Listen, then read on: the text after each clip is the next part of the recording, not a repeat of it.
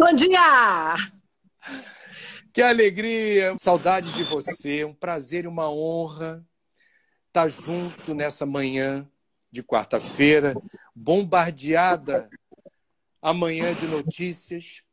E eu queria, Soninha, começar com uma confidência. Não sei se você se lembra, a primeira vez que eu botei os pés na TV Globo para fazer teste de repórter, a gente já se conhecia da rua, eu era da Rádio JB. Você já era da Globo, aqui do Rio. Eu entrei na redação, o chefe de reportagem falou, olha, não tem equipe para você não, você está começando agora, você vai sair para acompanhar uma equipe na rua. Coitado. Primeira vez que eu fui dentro da TV acompanhar uma equipe foi com esta criatura adorável, Sônia Abril. Você se lembra disso, Sonia? Não lembrava, não. Estou te Não lembrando. lembrava, não. Você sabe que a coisa mais incrível, assim, acontecia com uma frequência incrível de chegar repórter para sair, eles botavam para sair comigo. Eu não sei por quê, talvez porque eu não oferecesse resistência, assim, eu gostava de ter companhia na rua, gostava dessa interação, né? E aí um dia eu cheguei para sair para trabalhar e disseram assim, tem um cara que vai te acompanhar hoje, ele está começando a trabalhar na TV, ele é de jornal e tal, ele vai sair com você, era o Luiz Erlanger. Uau! Ele chegou para ser diretor de jornalismo. Deixei ele sem almoço, porque não deu tempo de parar para almoçar. E aí ele viu que a reportagem não era esse mamãozinho com açúcar, né? Soninha, deixa eu aproveitar você. A gente tem tanto assunto e eu não queria perder a chance de ouvir a tua opinião gabaritada, porque você fala com conhecimento de causa. Toda vez que alguém fala algo sobre a China, eu me lembro de você. E quando a gente começou a se assustar com os rumos dessa pandemia, que teve lugar lá em Wuhan, falou-se que provavelmente a origem do coronavírus seria um vírus mutante que, de alguma forma, aparece a partir da cultura que você, no seu livro, mostra, daqueles mercados que você também conheceu. Eu queria saber a sua opinião sobre esta tese de que a relação estabelecida entre nós, a nossa espécie e os animais, especialmente nesses mercados, teria favorecido o aparecimento do vírus. O que se sabe sobre isso, Sônia? Hoje a gente tem uma teoria de que esse vírus surgiu no mercado, que é o mercado que eles chamam de wet market, é mercado molhado, porque na verdade é um mercado onde as pessoas compram peixe vivo. Vamos lembrar o seguinte, a China hoje é uma potência econômica, mas a China até o meio dos anos 70 não tinha eletricidade praticamente. Assim, fora das cidades, e não tinha eletricidade na casa de todo mundo. Então, ninguém compra peixe congelado ou peixe resfriado. As pessoas compravam o peixe vivo, levam num plástico para casa. Lá em casa matam o peixe, mesmo com a galinha, enfim, era o mercado de comida fresca, porque você não tinha condições de conservar o alimento, né, refrigerado. Só que culturas demoram a mudar. Mesmo com toda essa nova afluência, os chineses continuam com esses mercados onde vende peixe vivo, onde vende galinha viva, onde vende outros animais.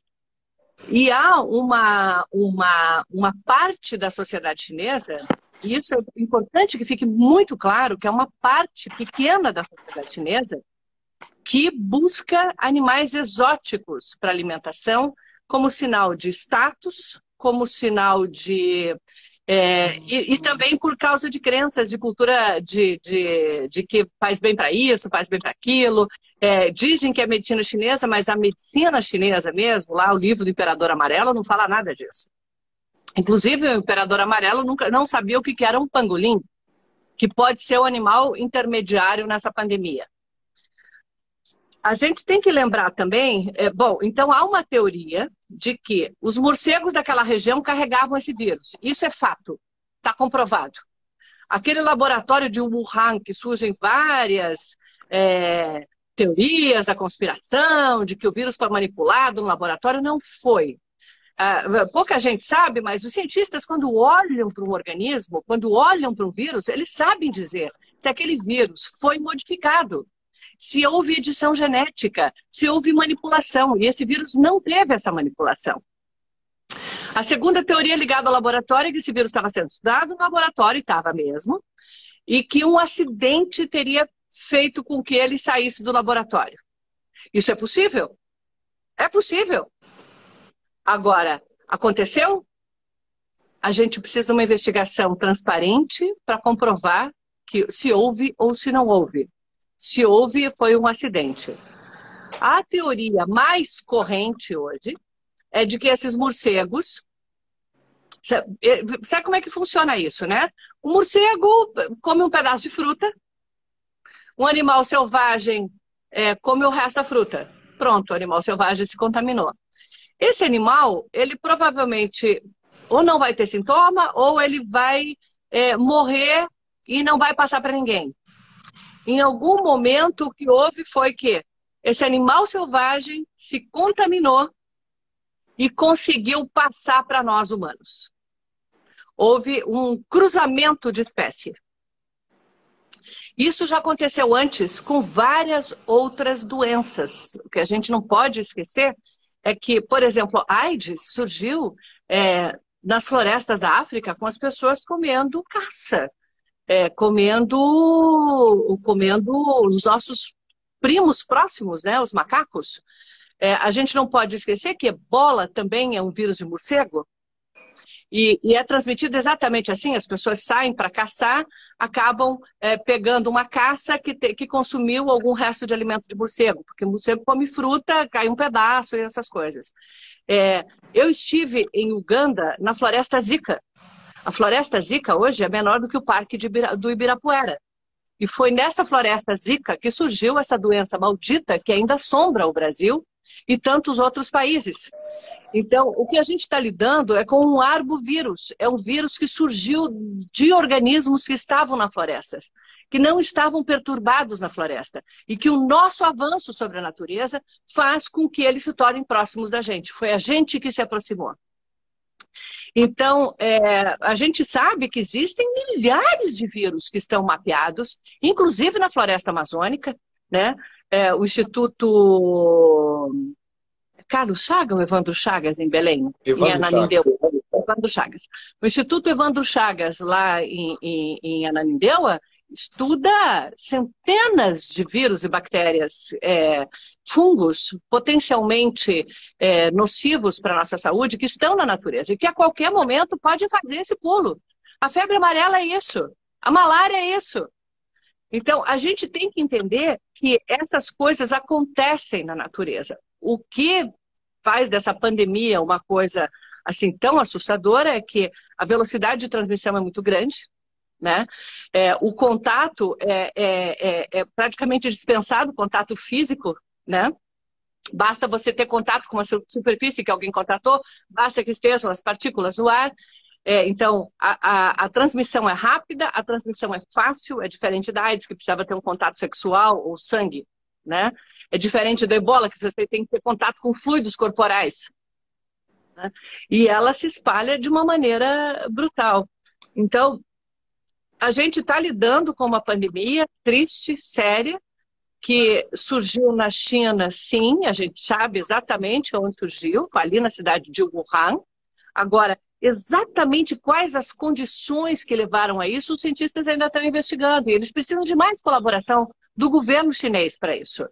A gente sabe que o governo chinês ele fica cheio das teorias da conspiração, como outros governos que a gente conhece bastante, e não quer manchar a imagem da China, às vezes sonega a informação e abre espaço para essas especulações, né? Que não ajudam nada. Verdade. A ninguém. Precisamos saber exatamente o que aconteceu. Sônia. Só sabendo exatamente o que... É que nem quando cai um avião, né, André? Se você não sabe exatamente o que foi que derrubou aquele avião, como é que você vai prevenir um novo acidente? Sim. Eu também estou muito curioso de ouvir a tua opinião, porque antes da pandemia, alguns governos, leia-se, particularmente o dos Estados Unidos e o do Brasil, elegeram a China como um inimigo comum, que a China tem um projeto de ser superpotência, que a China vai contra os interesses dos Estados Unidos e do Brasil. A pandemia só reforçou esse estigma. Vide o caso da reunião ministerial, cujo vídeo agora foi analisado ontem e poderá vir à tona. O nosso ministro das Relações Exteriores voltou a bater na China de forma muito, eu diria, desrespeitosa, para dizer o mínimo. Qual é a sua opinião? Você que tem muito conhecimento da cultura da China, da maneira como o governo daquele país pensa relações internacionais, e o que o Brasil tem a ganhar estigmatizando os chineses? Bom, primeiro eu queria contar que eu decidi morar na China no começo dos anos 2000. Eu fui pela primeira vez à China em 2004 fazer um Globo Repórter, voltei para morar no ano seguinte, 6 meses depois eu estava morando lá. Eu decidi me dedicar a entender a China porque eu percebi naquele momento o tamanho que a China teria em termos de importância para a gente nesse século que estava começando. Eu sabia, vendo o que estava acontecendo na China, acompanhando as notícias sobre a China, eu percebi que era a grande história que ia mudar o século XXI é a ascensão da China. Na verdade, 2 grandes histórias e eu resolvi me dedicar muito à cobertura delas. Mudanças climáticas e ascensão da China. E as 2, elas se interconectam em vários momentos, a gente sabe, porque a ascensão da China tornou a China a emissora de quase 30% de todos os gases de efeito estufa que estão aí na natureza, que estão na nossa atmosfera. Mas, assim, a China tem um projeto de hegemonia. É verdade. A China tem um projeto de grande nação. É verdade. O que nós temos a ganhar brigando com a China, em vez de tentar entender e tirar proveito disso no que a gente pode, me escapa a razão. Me escapa a razão.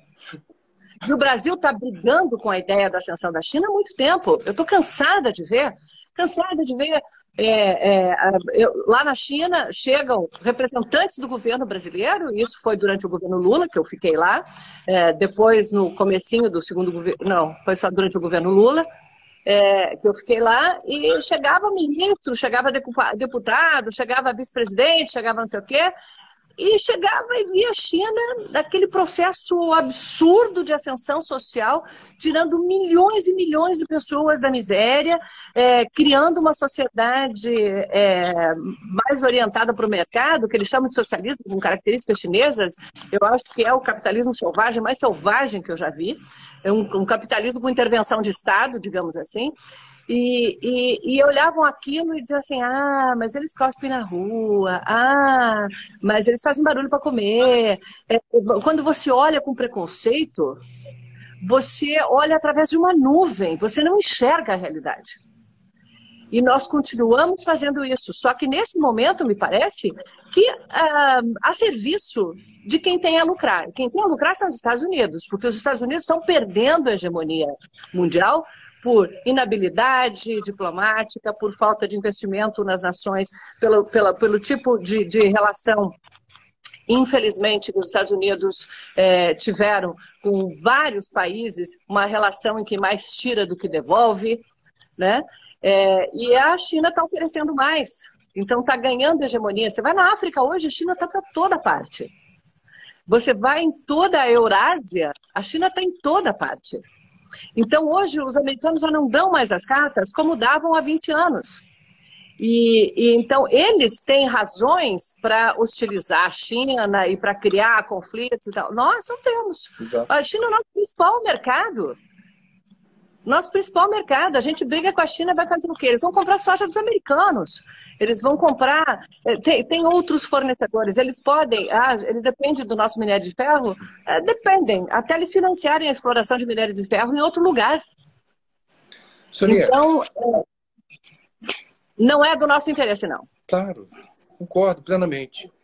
Eu queria entrar, se você achar uma boa ideia, porque não tem script o nosso papo. Nosso papo está aqui, livre, leve e solto. É um papo. E passa rápido, infelizmente. Você escreveu um livro maravilhoso, Diário do Clima. Obrigada. E você fez muitas, muitas, não são reportagens, são séries belíssimas. O Paulo Zero, esse esteta da imagem, teu parceiro, companheiro de vida e de tudo. No livro você fala que o Paulo Zero é que fez o lobby para ir para a China, né? Vamos para a China, Sônia. Foi. E eu queria saber de você o seguinte: a gente está falando da crise da pandemia, que é a emergência número 1. A segunda onda será a questão econômica, está muito claro. Agora, muita gente fazendo comparação do que está acontecendo hoje com o mundo em função da pandemia, do que seria, digamos, uma preliminar das manifestações mais severas de uma crise climática. Se você pudesse resumir para a gente a sua opinião sobre isso. Se a gente não fizer o dever de casa de reduzir as emissões de gases estufa, queima de petróleo, carvão e gás, segurar desmatamento, promover fontes limpas e renováveis de energia, etc., etc. O que deve acontecer? Qual é a sua percepção do cenário? E não é para muito tempo à frente, não, é para daqui a pouquinho. O que você está vendo à frente? Primeiro, eu estou vendo a mobilidade de bilhões de pessoas. Bilhões de pessoas que vão ser expulsas de suas casas. A gente busca viver nos lugares mais baixos, onde você tem condições, onde você tem mais água, geralmente, onde você tem mais condições de agricultura, as planícies e tal. Grande parte da população mundial está concentrada no litoral. O mar não precisa subir muito para que a gente seja atingido pelo aumento do nível dos oceanos. Ele não precisa subir muito em volume, em termos de geleira que derrete. Ele cresce muito em volume por causa do calor. A água mais quente ocupa mais espaço do que a água mais fria. As moléculas se expandem. E isso a gente já está percebendo. Aí quando vem uma tempestade, quando vem um vento, quando vem uma ressaca, essa ressaca é cada vez mais forte e ela vai invadindo as terras. Eu já vi em vários lugares do mundo isso já acontecendo. Tá? Eu vi, por exemplo, em Vanuatu, que é um arquipélago no Oceano Pacífico, perto da Austrália. Em Vanuatu, eu vi, as ilhas são altas, são montanhas. Só que a água do mar, primeiro que essas ilhas são protegidas por barreiras de corais. Os corais estão morrendo. Quando não tem o coral, você perde a barreira. Então, qualquer ressaca, as ondas avançam para dentro da terra. Tá? Elas vão destruindo todas as terras baixas, onde o pessoal cultiva. E vão, principalmente, contaminando o lençol freático. Então, você não tem mais água doce, a pessoa não pode mais viver lá. Isso está acontecendo em Vanuatu. Em Vanuatu, eu vi as pessoas alimentando porcos, quer dizer, dando de beber para os porcos água de coco, porque não tinha água doce. Então, eles passam o dia inteiro catando coco para dar para os porcos comerem. Eu vi os cemitérios tradicionais das comunidades destruídas pelo mar. Árvores imensas arrancadas pelas ressacas. Eu tive agora há pouco no Sundarbans, isso no ano passado. O Sundarbans é o delta do Rio Ganges, é o maior delta do mundo. Você imagine um delta que começa no Rio Grande do Sul e vai terminar perto do Paraná. Nossa. É só a saída de água do Ganges e do Brahmaputra. Né? O que está acontecendo ali é uma coisa devastadora, porque são centenas, milhares de ilhas. Essas ilhas são ocupadas e cultivadas, com exceção de uma pequena parte que é reservada lá como reserva do tigre de Bengala. Né? Esse delta, ele deságua na Baía de Bengala, a água está subindo, ela vem, ela contamina com água salgada aquelas ilhas, que são ilhas de lama, da lama do Ganges, que vem de lá do Himalaia até lá embaixo. A água salgada contamina, as pessoas não conseguem mais plantar, e lá quem não planta, não colhe, não come. Não é uma sociedade ainda que lida com dinheiro. Essas pessoas estão saindo e engrossando cada vez mais as cidades indianas e tentando ir cada vez mais para a Europa e para o norte. Fala-se numa crise grande de migração. Vai acontecer uma crise grande de migração, mas está muito enganado quem pensa que todo mundo vai bater na porta da Europa e dos Estados Unidos. O pessoal de Bangladesh vai bater na Índia. Eleva a tensão geopolítica, né? Eleva a tensão geopolítica eleva a pressão sobre as cidades, eleva a pressão alimentar, porque essas pessoas produzem muito alimento nessas ilhas. Né? Produzem para eles e acabam fazendo aquela troca, aquelas vendas e tal. Então, isso é uma coisa... a gente vai ver isso acontecendo no mundo inteiro. A gente já está vendo isso em escalas menores. Né? Enquanto a gente tiver governos que, em vez de lidar com a realidade, resolvem negar a realidade, nós ficamos vulneráveis. E o Brasil vulneráveis. Você já ouviu isso, né? Que o Brasil é considerado um dos países mais vulneráveis às mudanças climáticas do mundo. Exato. E a gente acha que vai acontecer com os outros e que aqui tudo bem. Não é bem assim, né? Você é catarinense. Existem, por exemplo, na área da agricultura, certas culturas que demandam da fase de semente à colheita uma exposição ao frio que é calculada pelo agrônomo numa banda de temperatura baixa como maçã. Não se produz mais maçã em Santa Catarina como se produzia uns anos atrás, porque a onda de calor já veio. No Brasil, o que você acha mais preocupante quando a gente fala de mudança do clima? Bom, essa questão das culturas perenes do Sul é uma questão importante, porque essas culturas perenes... eu sou do interior de Santa Catarina, eu vi quando a maçã chegou. Né? Meu pai tinha um sítio e lá tinha uma plantação experimental ligada à Embrapa de maçãs, né? Quando eu era pequena, a gente só comia maçã da Argentina, né? A maçã nacional surgiu ali nos anos 70, nos anos 80 que se consolidou, né? A questão não é a intensidade do frio, né? Porque eu tenho visto ondas de frio em Santa Catarina mais intensas do que na minha infância. O problema é que o frio começava em março, começava a cair a temperatura, em abril já era bem frio, e eu me lembro, no desfile de 7 de setembro, sempre tinha geada. E hoje, o outono começa mais tarde e a primavera começa mais cedo. Então, os dias de frio encurtaram. E essas culturas precisam de muitos dias de frio. Isso está acontecendo em Santa Catarina, está acontecendo na França, com a cultura da uva, que também depende de frio, de dormência e tudo mais. Bom, eu acho que o que a gente está vendo, o avanço sobre a Amazônia, com a desculpa de que o agronegócio precisa expandir. Primeiro que assim, não precisa expandir para lá, porque a gente tem terra degradada no Brasil suficiente para dobrar, triplicar, multiplicar por 4, por 5 a nossa produção agrícola sem precisar derrubar uma árvore. Um estado de Minas Gerais de pastagem degradada. Exatamente. Então, é muita terra. É muita terra. A gente é muito eficiente na agricultura, graças à Embrapa, mas essa revolução tecnológica está custando a chegar na pecuária.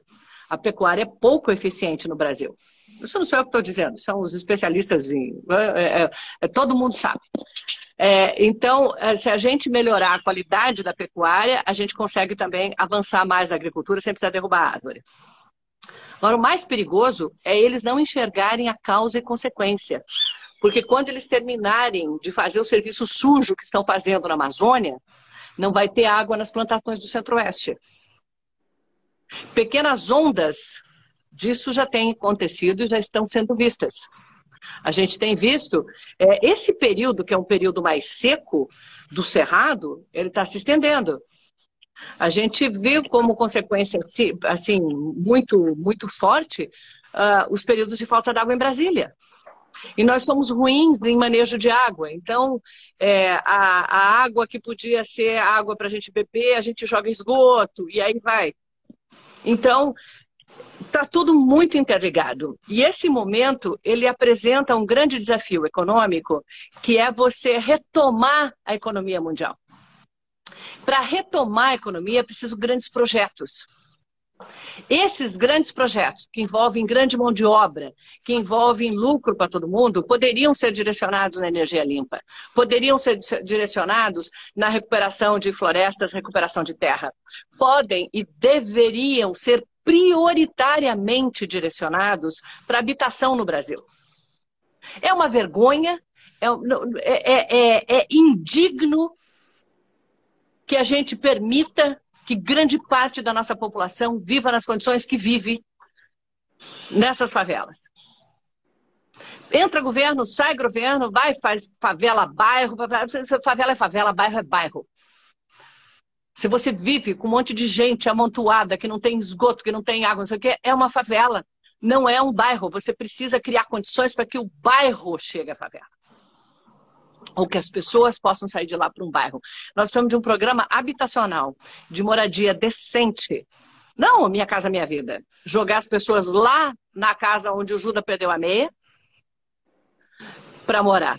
Não. Junto com a gente, dentro da cidade, incorporando na cidade, como fizeram os países que conseguiram dar essa grande virada. Hong Kong tinha uma situação muito assim nos anos 70, conseguiu dar virada. Singapura deu a virada. A gente precisa pensar que agora, para a retomada da economia, a gente tem o grande desafio e a oportunidade de fazer um Brasil melhor. Esgoto, a instalação de sistemas de esgoto, ele combate as mudanças climáticas, mas ele combate doença, ele combate desigualdade, ele combate mortalidade infantil, combate, enfim. Nós precisamos instalar esgoto aqui no Rio de Janeiro.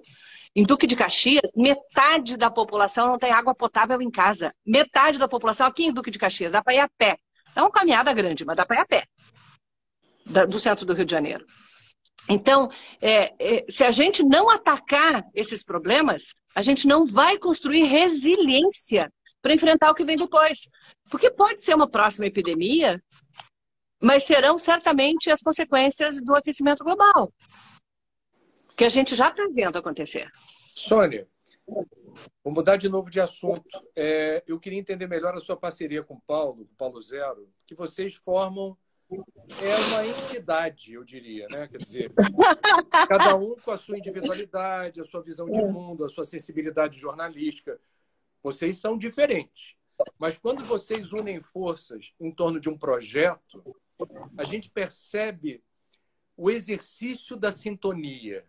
E o resultado, invariavelmente, é espetacular. Eu queria entender essa química, mas primeiro, por favor, se você puder contar a história deliciosa da escalada do Kilimanjaro, que vocês se prepararam, se capacitaram. Eu não quero dar spoiler, mas algo muito curioso aconteceu lá em cima. Conta pra gente. Bom, eu amo montanha. Eu adoro montanha. E o Paulo já nem tanto. Mas quando a gente propôs a série que deu origem ao livro Diário do Clima, que foi uma série sobre mudanças climáticas, eu tenho orgulho de dizer que foi a primeira TV aberta do mundo a fazer uma série inteira dedicada a mudanças climáticas. Bom, aí a gente propôs a escalada do Kilimanjaro para ver o que estava acontecendo com as neves do Kilimanjaro. E o Paulo dizia assim, bota essa pauta não, vamos fazer outra coisa. Não bota essa pauta não, vamos fazer outra coisa. E ele é excelente montanhista. O Paulo, o nome do meio é Bormann, né? O Paulo, a família tem pés da Áustria. Então ele tem um sangue alpino, né? Bom, foi aprovada a série, vamos subir o Kilimanjaro, vamos em setembro, em março... E Kilimanjaro significa neve eterna, não é isso? Neve. Exato. Neve eterna, tá. E aí a gente se preparou, contratou um personal, vim aqui de férias ou não férias, e sempre treinando e fazendo as viagens para fazer as outras matérias da série e treinando ao mesmo tempo e tal.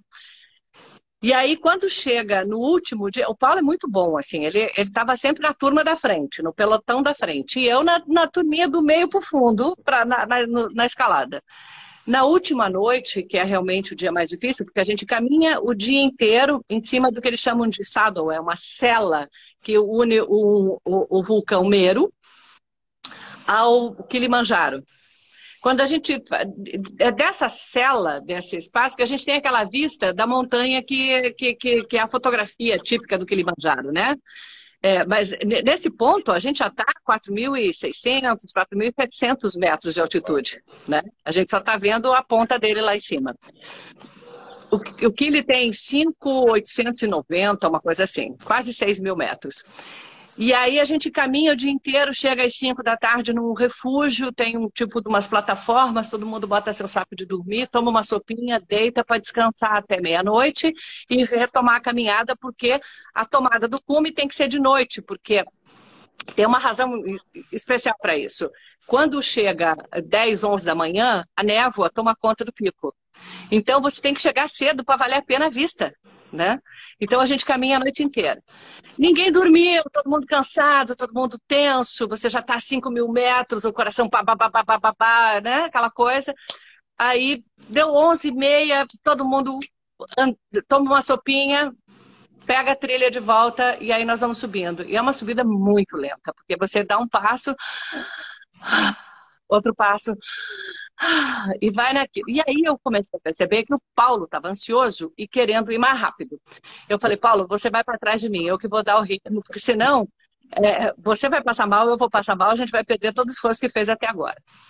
Assim fomos, e foi uma noite muito dura, frio de -16, a gente subindo, chega a parte onde você chega na borda do vulcão, que tem muita pedra colapsada, você não está enxergando nada e tem que subir pedra, e subir pedra, e subir pedra, e se alavancar e carregar a mochila junto e tal. E aí, finalmente, quando nós chegamos lá em cima, depois de muitos percalços e dificuldades, e vendo gente sendo levada de volta porque estava passando mal e tal, a gente enxerga o cume. Eu escuto as pessoas gritando antes. E aí o nosso guia fala assim, Sônia, olha, o Uhuru Peak, que é o ponto mais alto, né? O ponto Uhuru, que é Liberdade. Aí o Paulo disse assim, peraí. Ele me microfonou e disse, eu vou na frente para pegar você chegando. Aí quando eu chego, venho vindo aquele... Aí eu olho e digo assim, chegamos.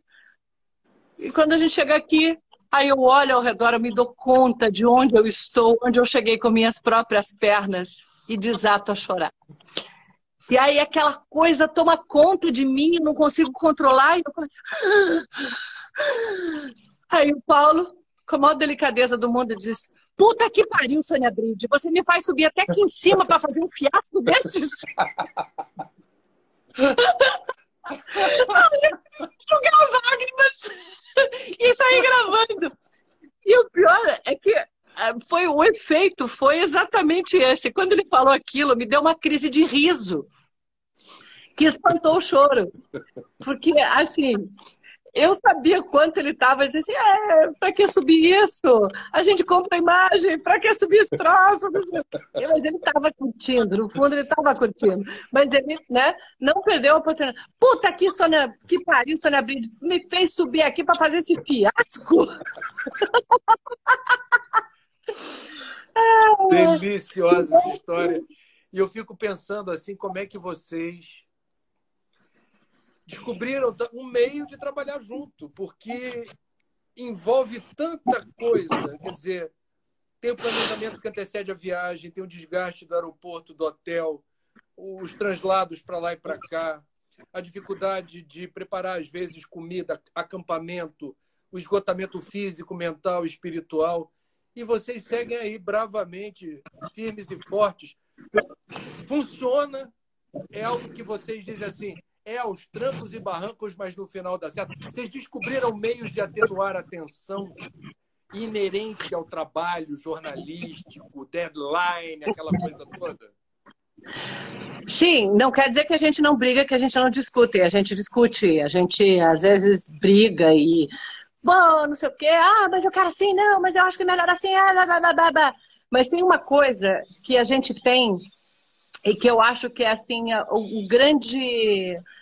E a gente tem porque a gente tem, né? A gente discute, a gente briga, a gente fala o que pensa, nunca guarda para amanhã, mas a gente não mistura trabalho e afeto. A gente não mistura nem a discussão de afeto com o afeto. Porque eu nunca me lembro de ter ficado 10 minutos sem conversar com o Paulo, porque eu estava emburrada ou chateada ou não sei o quê, e agora eu não vou falar com você. Nunca, jamais. A gente nunca foi brigado para a cama uma noite. A gente nunca Às vezes na viagem, quando vai alguém diferente viajar com a gente, um produtor novo, um assistente novo, aí você diz, não, por que você não falou antes? Não dá para gravar passagem aqui, não sei o quê, mas eu te falei que eu precisava gravar passagem, agora a luz não tá boa. Não sei... Mas por que você não gravou antes, então, se a luz não tá boa? Blá, blá, blá. Tá, então vamos resolver assim. Aí grava, tá, vamos jantar? Assim, não tem tempo feio que fique. As nuvens chegam e vão embora. E com esse negócio de quarentena, muita gente dizendo assim, gente, como é que aguenta o dia inteiro dentro de casa com o marido? Como é que aguenta o dia inteiro dentro de casa com a mulher? Eu digo, vocês, como é que aguenta ser casado com uma pessoa com a qual você não consegue conviver 24 horas por dia? Para mim, a pergunta é o contrário, entendeu? Você tem a noção do alcance das suas palavras? A gente já está indo para 2 meses de quarentena, né? Você deve estar acompanhando estatísticas assim de atrito, tensão doméstica. Sim. Como é importante ouvir o que você está dizendo. Eu acho que o que é importante num relacionamento, e isso assim, sem querer virar conselheira, porque é você saber exatamente o que é importante. É você sempre se fazer a pergunta, essa discussão vale a pena? Vale a pena falar um monte de coisas que vão fazer sofrer a pessoa que eu amo e que eu adoro e que eu quero que continue do meu lado? Uma discussão deve ser para esclarecer as coisas e não para criar mágoa e mais sofrimento, né? E para criar rancores, essas coisas. Então, e a gente faz isso no trabalho. E como o Paulo é bom pra caramba no que ele faz, ele é bom demais, né? Ontem ele postou, eu vivi enchendo o saco e dizia assim, Paulo, faz a imagem dos miquinhos que vêm nas árvores aqui em casa. Ai, faz aquele beija-flor, olha o tesourinho, ele tá tão azul, faz a imagem do beija-flor. Porque assim, com o meu celular eu não consigo fazer isso. A minha florzinha tá abrindo, faz um time-lapse da minha flor abrindo e tal. E aí, agora na quarentena, ele trouxe uma câmera, deixou aqui, estou até olhando para ela aqui, deixou aqui embaixo. E aí, ele está por aqui, a gente está comendo, ele vê alguma coisa, vai lá e faz uma imagem. Vê uma coisa, vai lá e faz outra imagem. E ontem ele editou isso e publicou no Instagram. Uau. É a coisa mais linda do mundo. Porque assim, ele fez as imagens do meu jardim, para mim ele sabe o tanto que eu adoro, o tanto que eu gosto, o tanto que isso para mim é uma terapia, sabe? Sair ali, fazer uma poda, tirar uma mudinha aqui, plantar ali. Se eu vejo que o beija-flor gosta de uma planta, eu procuro espalhar mais e tal. Tá num ponto que o mato tá entrando dentro de casa, né? Mas tudo bem. Qualquer coisa a gente se muda e dá espaço para ele. Soninha, deixa eu perguntar para você, é uma pergunta cruel, considerando tantos trabalhos muito legais que você já fez. Mas tem por alguma razão, que te toca mais na hora de você lembrar dele? Quer dizer, por alguma razão, alguma matéria, alguma reportagem, alguma série tocou mais profundamente o teu coração e você diz, eu guardo num lugar muito especial no meu arquivo de memória esse trabalho? Tem alguns. Né? Mas eu acho que é a série do clima, pelo fato de que ela foi muito ousada, muito atrevida, a gente fazer isso em 2010, depois do fracasso de Copenhague, né, nas negociações do clima. A gente fazer essa série e botar na televisão aberta, né, eu acho que foi assim... Foi uma coisa foi muito corajosa do Fantástico, né? O Luizinho Nascimento, muito obrigada, Luizinho, por sempre apoiar as minhas doideiras. Então, essa série, assim, eu tenho muito, muito no meu coração. Mas eu gosto muito também de uma série chamada Planeta Terra, Lotação Esgotada. Em 2012, a gente fez para comemorar os 20 anos da Rio 92. E essa série lidava assim, com a superpopulação e os recursos naturais. Eu acho que a gente conseguiu botar algumas contradições desse mundo de consumo que a gente vive, que são muito fortes. O desperdício, por exemplo, a gente botou essas vilas na periferia de Calcutá, junto com um cassino de Las Vegas, jogando toneladas de comida no lixo. Toneladas e toneladas e toneladas de comida. Mostrando que se a gente todo mundo fosse viver igual aos americanos, a gente precisaria de 7, 8 planetas. E que se todo mundo vivesse como os indianos, dava para aumentar muito mais a nossa população, mas a gente não quer viver igual aos indianos, a gente quer que todo mundo viva com decência. Existe um meio caminho. Existe uma maneira de a gente ter espaço para todo mundo, comida, água, energia, lazer, habitação decente. Existe. A gente pode fazer isso. E ninguém precisa voltar a morar nas cavernas. Basta a gente fazer com planejamento, com alguma... e com um senso de solidariedade. O que eu não desperdiço não vai fazer falta para você. Eu acho que isso, se a gente leva isso para o nosso dia a dia e para o planejamento, e o que me deixa muito triste é de ver que a gente vive num país que despreza muito o planejamento e um governo que despreza planejamento. Eu acho que o aparelhamento ideológico, digamos assim, ele é muito prejudicial. Por exemplo, a gente viu durante o governo Lula e Dilma um aparelhamento político dos ministérios, em que muita gente ocupava o ministério pensando em onde ia poder colher vantagens, né? Isso era feito em troca de apoio político. E isso alimentou uma rede de corrupção que está mais do que explicada e esclarecida, não precisamos entrar nos detalhes. Hoje a gente vê, por exemplo, o Ministério da Educação. O pior do Ministério da Educação, da maneira como está sendo conduzido, não é o que está fazendo de errado, é o que não está fazendo. É o tempo que se dedica a questões não existentes, a problemas imaginários, enquanto as nossas crianças continuam terminando a escola sem saber ler, escrever e interpretar um texto. Há uma naturalização disso. Uhum. Há uma naturalização disso quando o próprio presidente fala que tem que ler texto de 20 páginas, que não é só ler, é ler e interpretar. Como se isso fosse um grande mistério. Isso qualquer pessoa devia fazer com a mão nas costas. E você não constrói uma democracia, você não constrói um Estado capaz de competir com a China, capaz de competir com o que está vindo por aí, se você não consegue educar as pessoas. O chinês médio tem 9 anos de estudo muito bem feitos. Ninguém é alfabetizado lá sem conhecer 15 mil letras. 15 mil letras. Que são palavras, né? Cada palavra deles contém um significado inteiro, né? Numa letra. Então, a capacidade que eles têm de serem treinados, trocados de função, aprender, ler manual de equipamento, desempenhar trabalho de alta qualidade, é uma capacidade absurda que eles têm.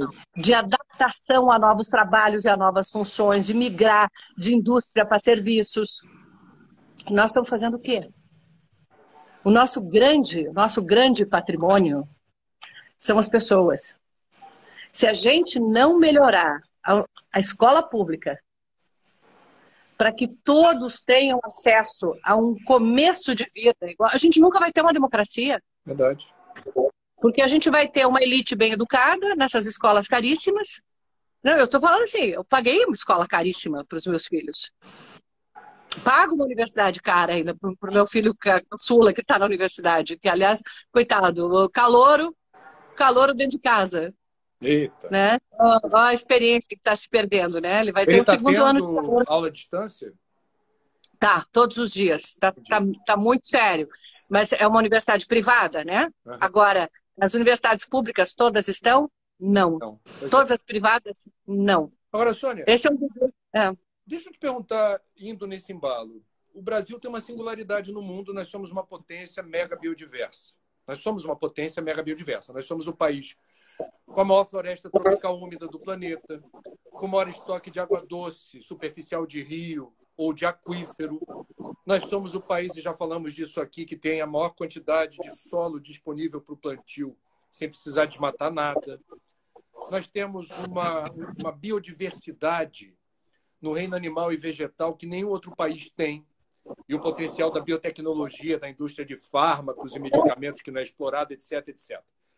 Nenhum governo até hoje, a não ser a sua opinião, conseguiu fazer essa leitura do Brasil de realmente tentar compatibilizar, digamos, o desenvolvimento humano, que é o que você está abordando muito bem, que é a emergência número 1, sem que isso implique no desrespeito ao teto ecológico, usando a expressão daquela economista de Oxford, da economia Dunnett.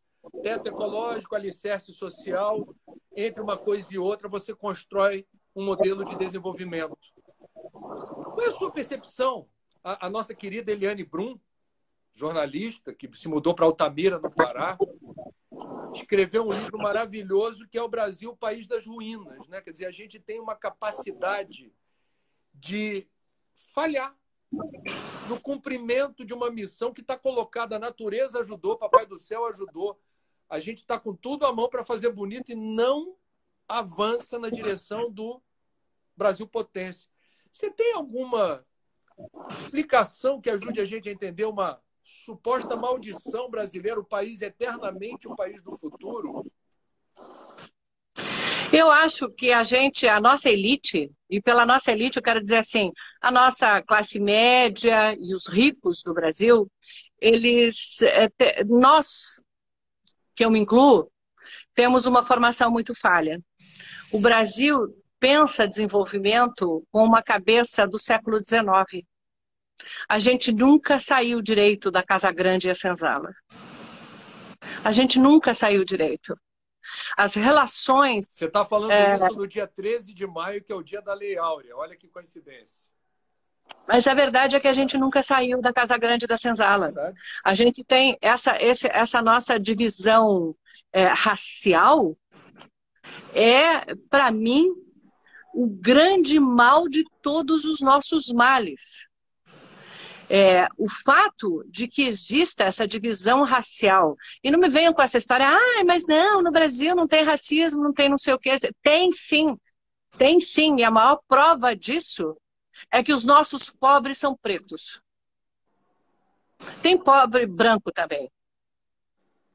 Mas você vai ver que os nossos pobres, a grande maioria, são pretos e pardos. E não é fácil achar médico preto, piloto de avião preto, dono de escritório de advogado preto e por aí vai. Quantos pretos tinha na sua faculdade, na sua classe, na sua sala de aula? Contava no dedo, de uma mão. Então, a gente é fruto de uma sociedade racista. Uma sociedade racista que ainda pensa Casa Grande e Senzala.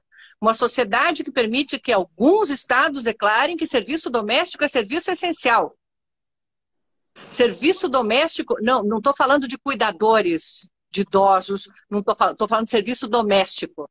A doméstica pode ser exposta à Covid e vai de volta para a Baixada, dentro de um ônibus, e vai morrer por falta de atendimento. Isso é normal e é natural. Isso não pode ser normal e natural. A gente não pode esquecer que os direitos de empregada doméstica só começaram a acontecer aqui no Brasil durante o governo Dilma. E ainda não são plenos. Ainda não são plenos.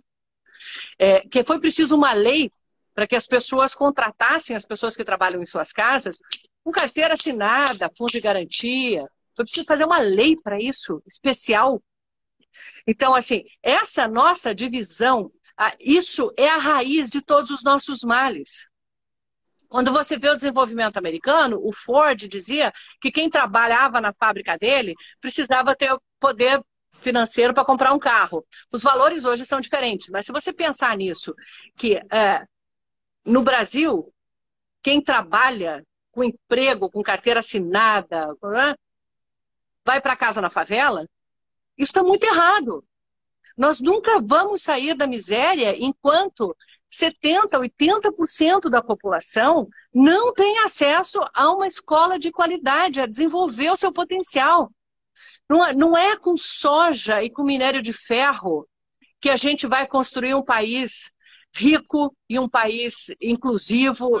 É com gente. Qual é a soja? Qual é a grande capacidade agrícola da Coreia do Sul? Qual é a grande capacidade agrícola da própria China? Se bem que a China produz muita agricultura, produz muita coisa, mas não é essa a riqueza deles. Eles estão dominando o mundo pela força da sua educação e das pessoas. Você vê que hoje, no PISA, Xangai é primeiro lugar do mundo. Aí você, mas Xangai é só uma cidade da China. Uma cidade da China é maior que muito país europeu. A grande Xangai junta ali 40 milhões de pessoas. E não é só Xangai, você tem vários núcleos. Xangai é só o modelo que puxa a educação para cima, né? Então, se a gente não acabar com esse desperdício de gente, com esse desperdício de talento, com esse desperdício de capacidades, de potencial, a gente nunca vai sair da merda. Nós vamos ser sempre um país do futuro, porque no futuro, quem sabe, a gente vai finalmente dar boa escola, vai ter boa escola para todo mundo. Meu filho estudou em escola pública na França. Ele ia para a mesma escola que o menino imigrante lá das Filipinas, que vivia uma família inteira num quartinho, e a filha do diretor do Museu do Louvre. E a filha de um dos diretores da maior empresa de moda de alto luxo da França, que é uma grande multinacional. Todo mundo na mesma sala de aula. Isso é democracia. Fora disso, eu não vejo como. Hoje a gente está tendo uma questão muito séria. Assim. A gente tem o SUS, que é uma grande conquista, é uma coisa pela qual a gente tem que lutar para melhorar. A capacidade do SUS está sendo esgotada. Mas a capacidade dos hospitais privados, não. Então, os pobres sofrem muito mais com a Covid do que os ricos. Os ricos têm o leito esperando. E aí os ricos vão pressionar com medo porque está uma CNPJ morrendo. E o CPF que está morrendo. E os que estão morrendo sem nem ter um CPF, porque nunca foram incluídos na economia brasileira. Então, assim, a gente tem que evoluir para o capitalismo. Quando a gente fala essas coisas de educação para todo mundo, fica falando, comunista. Não, a gente tem que evoluir para o capitalismo. O capitalismo faz isso. A gente tem que sair do feudalismo em que a gente vive. Verdade. Em que a gente tem uns poucos privilegiados e uma massa que não tem nada. Que não tem, ou que tem, mas é tudo muito frágil, que se desmonta. Né? A nossa nova classe média, aquela nova classe média incluída, aquilo tudo ruiu. Porque quando a economia entrou em crise, aquilo desapareceu, porque eles não tinham aquele patrimônio que meus pais diziam assim, nós somos 8 irmãos, família pobre, meus pais nasceram na roça, sem profissão, sem treinamento, sem escola, decidiram morar numa cidade um pouco maior para que nós pudéssemos estudar. 8 irmãos. E eles diziam assim, nós não temos nada, mas nós vamos fazer todos os sacrifícios do mundo para que vocês tenham um patrimônio que ninguém nunca vai tirar de vocês, que é a educação. E é isso que o Brasil precisa, como nação, se comportar mais como meus pais se comportaram. Nós vamos fazer o sacrifício para que todos possam ter oportunidade. Porque quando todos tiverem, todo mundo vai poder se virar sozinho. Quem tem educação cria seu próprio trabalho, cria seu próprio emprego, cria inovação. A maior empresa do mundo é o quê? É uma empresa de soja? É uma empresa de... Não. São empresas de tecnologia, feitas com a cabeça das pessoas, com a capacidade de criar e de desenvolver. Então, é isso que o Brasil tem que perceber. Mas, para isso, é preciso ter cabeça do século XXI e não do século XIX. De incentivar desmatamento da Amazônia para desenvolver o Brasil. Gente, no século XXI... É isso, é descobrir, botar a cabeça para explorar o potencial da biodiversidade e transformar isso em dinheiro de verdade. E não em mais um local de condições de trabalho desiguais, de gente que manda, um monte de gente passando necessidades e obedecendo. É isso. Fiz um discurso, né? Não, olha, eu estou aqui embevecido, eu estou no silêncio de veneração. Você conjuga, você arruma as ideias de uma forma muito clara e objetiva. Você consegue expressar conhecimento, sabedoria, pitadinha de intuição. o teu expertise como jornalista que investiga, que tem fonte, que esteve no lugar, que tem lugar de fala. E eu não quis interromper, porque eu acho que essa mensagem, a gente, para deixar essa sua linda manifestação e compartilhamento de ideias nessa live, eu tenho que encerrar ali no tempinho que cabe no Stories, depois eu vou deixar no YouTube, mas eu queria realmente, Sônia, assim, a gente troca figurinha sempre que pode. Já tive aí na tua casa uma festa que certa vez você me convidou, foi muito bacana. Eu tenho sempre o privilégio de estar no lugar que você transita e compartilhar ideias e conversar com você e com o Paulo sempre que possível. Ainda que rapidinho, a gente sempre troca ideias que têm essa pegada assim, dessa justa indignação e da energia que nos motiva a fazer no jornalismo algo transformador. Então, um privilégio, uma honra. A honra minha, a honra minha. Você sabe como eu sou.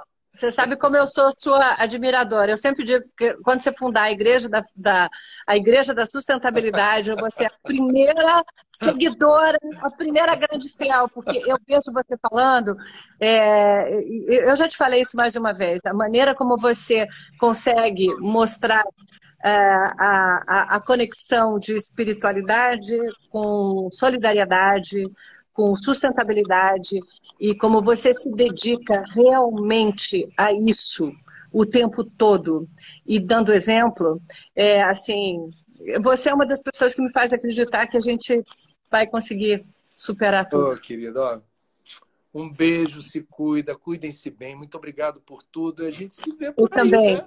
Saudade de A você. gente se vê por aí. Nos corredores da Globo, logo, logo, eu espero. Fica com Deus, manda um beijo no Paulo. Proteja. Eu mando. Obrigado. Beijo. Querida. Tudo de bom. Tchau. Tchau.